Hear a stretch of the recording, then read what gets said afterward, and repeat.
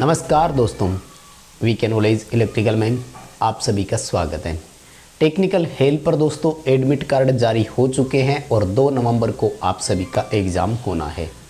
एक छोटा सा चर्चा हम कर लेते हैं इसमें, ताकि आप पेपर को थोड़ा अच्छा कर सकें। ख़ास तौर से जो बच्चे एग्ज़ाम देने जा रहे हैं उनके लिए मैं ये वीडियो बना रहा हूँ। यदि आप पेपर देने जा रहे हैं तो इस वीडियो को लास्ट तक ज़रूर देखना।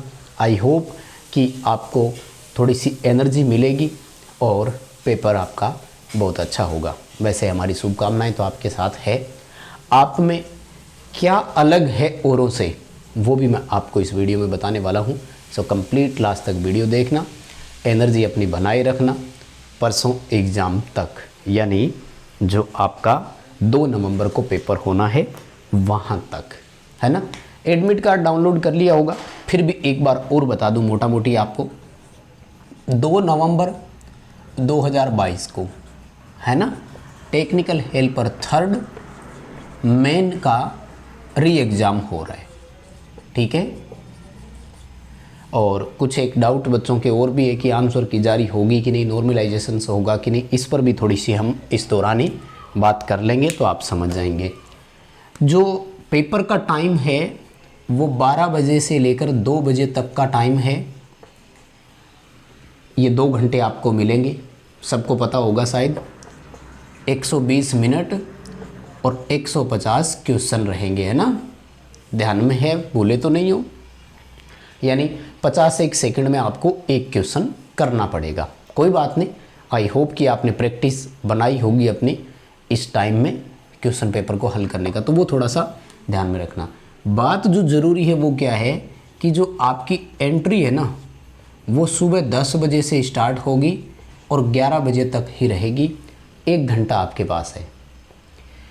माय डियर, इस बार अगर कोई प्रॉब्लम क्रिएट होती है ना तो पेपर दोबारा होने का मौका नहीं मिलेगा, ये ध्यान रखना। बार बार एग्ज़ाम कैंसिल और बार बार पोस्टपोन होने की कोई संभावना नहीं है। इसलिए इस बार आपको अपनी तरफ से कोई लापरवाही नहीं करनी है। 10 बजे का टाइम दिया है, वो आइरिस आंखों वाला और वो बायोमेट्रिक सब स्टार्ट हो जाएगा। मैं रिक्वेस्ट करूंगा कि आप यहाँ 9:45 ही पहुँच जाए। 15 मिनट पहले आप इस सेंटर पर पहुँच जाएं और लाइन में खड़े हो जाएं अपना। क्योंकि देखो सीधी सी बात है मेरे दोस्त, कंपटीशन एग्ज़ाम में आपका दोस्त आपका कंपटीटर होता है, वो दोस्त एग्ज़ाम हॉल के बाहर है। तो आपको फ्रंट लाइन पर आना है, क्योंकि मान लीजिए डिले हो जाता है पिछली बार की तरह, किसी का बायोमेट्रिक स्कैन प्रॉपर नहीं हो पाता है 1 घंटे में। क्योंकि जहाँ तक हमने देखा है ना, तो लगभग 1877 बच्चे हैं। मान लेते हैं कि इसमें से कुछ बच्चे अब्सेंट रह जाएं, चलो नहीं रहेंगे लेकिन अपन वैसे ही मान लेते हैं। 4 सेंटर वो कहते हैं कि हमने तैयार किया है। हम मान सकते हैं कि प्रत्येक सेंटर पर 400 प्लस बच्चे होंगे। यार 1 घंटे में 400 बच्चों का बायोमेट्रिक मुझे नहीं लगता कि हो पाता है, क्या संभव ही नहीं है। जाहिर सी बात है इस बार फिर डिले होने का डर है। वैसे तो अगर सही चलेगा सिस्टम तो हो ही जाना है, कोई प्रॉब्लम आएगी नहीं। इसलिए आप अपने सेंटर पर समय से पहुँचे, आपकी गलती ना हो। ये ना हो कि आप पहुँची 10:50 पर रहे हो लास्ट 10 मिनट में। और एक बात याद रखना, जब आप लेट हो जाते हो ना तो आपकी एंजाइटी बढ़ जाती है, घबराहट जो होती है ना वो, कि मैं तो लेट हो गया या ये वो। इन सब कारणों से आपको बचना है, क्योंकि ये आपकी जो माइंड की कंसंट्रेशन है ना उसको भंग करते हैं। एकाग्रता जो होती है ना आपकी, वो एकाग्रता आपकी भंग हो जाती है। तो ये गलतियाँ नहीं करनी। बायोमेट्रिक में प्रॉब्लम हुई, फिर डिस्टर्बेंसी आएगी, फिर माइंड सेट वहीं चला जाएगा कि ये तो पिछली बार के जैसा ही हो रहा है। तो इन सब चीज़ों से आपको बचना है और समय रहते जाना है। ना कर जाओ ये कोई ज़रूरी नहीं है, लेकिन खा कर जाना ज़रूरी है, ये ध्यान रखें। आपको हल्का फुल्का ज़रूर नाश्ता करके जाना है, नहीं तो भाई 2 बजे तक हो सकता है वापस आते टाइम फिर बायोमेट्रिक हो, फिर 1 घंटा और लगा दें। सुबह 9:30 बजे से दोपहर के आपको 2:30-3 बज सकते हैं लगभग। अगर आप टाइम देखते हैं तो ये लगभग 4 से 5 घंटे के बीच हो गया। तो 4 से 5 घंटे में क्या है फिर प्रॉब्लम हो सकती है। तो थोड़ा आराम से हल्का फुल्का नाश्ता पानी आराम से करके जाना, पानी की बोतल खुद की लेकर जाना, ताकि एग्ज़ाम हॉल से बाहर जाना पानी पीने के लिए वो समय थोड़ी बचत हो जाए। ये तो एंट्री का हो गया। आई होप सबकी एंट्री बड़ी सटीक होगी, एकदम शानदार एंट्री होगी। अब आ जाते हैं एग्ज़ाम पेपर पर। माय डियर, आप औरों से अलग ऐसे हो कि आपने बाकी बच्चों से एक पेपर एक्स्ट्रा दिया है।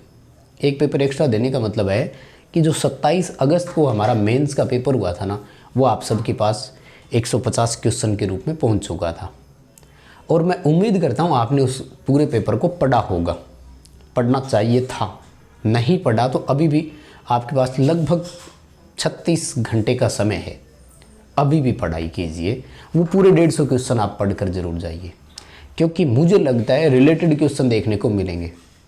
जैसे पिछली बार कुंभलगढ़ अभ्यारण्य पूछा है तो कन्फर्म है कि अभ्यारण्य का क्वेश्चन तो आएगा, तो आप उनमें से ज़रूर पढ़कर जाएं। इंपॉर्टेंट बात जो ध्यान में रखनी है वो क्या है मेरे दोस्त, कोई नेगेटिव मार्किंग नहीं है, ये आपको याद रखना है। इसलिए आपको सभी क्वेश्चन अटेंड करके आने हैं। कोई भी क्वेश्चन किसी भी हालत में छूटना नहीं चाहिए। एक भी क्वेश्चन आपका छूटना नहीं चाहिए। आपको आता है या नहीं आता है ये कोई मायने नहीं रख रहा है। 5 ऑप्शन है, 100% में भाग दो तो भी आपके उस प्रश्न के 20% सही होने के चांसेस है। लेकिन मेरे दोस्त, अगर आप खाली छोड़कर आ गए तो उस क्वेश्चन के कोई संभावना नहीं है सही होने की, क्योंकि आपने तो उसे अटेम्प्ट नहीं किया। पॉइंट नंबर 3 कि सभी क्वेश्चन अटेंड करने के चक्कर में, जल्दबाजी के चक्कर में आते हुए क्वेश्चन का उत्तर गलत नहीं भर देना। ये सबसे बड़ी गलती हम कर जाते हैं, जिसको मैंने लास्ट टाइम भी कहा था कि लापरवाही नहीं करनी। इसे मैंने लापरवाही की कैटेगरी दी थी। यानी अब हमें फिर क्या करना है, अलर्ट पूरा इस बार भी रहना है, सावधानी रखनी है। 120 मिनट में 150 क्वेश्चन हल करना बहुत, मैं कहूँ कि एक रेगुलर और रूटीन में चलने वाले का ही काम है। अगर आपका माइंड डाइवर्ट हो गया एक क्वेश्चन पर, आपने थोड़ा सा ज़्यादा टाइम स्पेंड कर दिया, तो फिर आपके सामने समस्याएं आ सकती है। इसलिए नेगेटिव मार्किंग नहीं है तो सभी क्वेश्चन करने हैं, लेकिन सावधानी ज़रूर रखनी है। और इस सावधानी में यही आता है कि लापरवाही नहीं करनी, क्वेश्चन आपका कोई भी जो है वो गलत नहीं होना चाहिए, ये सावधानी आपको रखनी है।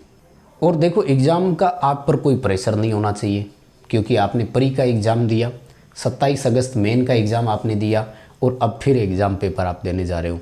कुल मिलाकर के हमें ये ध्यान में रखना है कि भीड़ देख करके कोई एंजाइटी नहीं होनी चाहिए, घबराहट नहीं होनी चाहिए, है ना। सब आपके जैसे ही है, तैयारी सबकी एक जैसी है। मैं बात कर लेता हूँ पेपर का। गुरुजी लेवल क्या रहेगा, कोई संभावना है क्या चेंजेज आने की?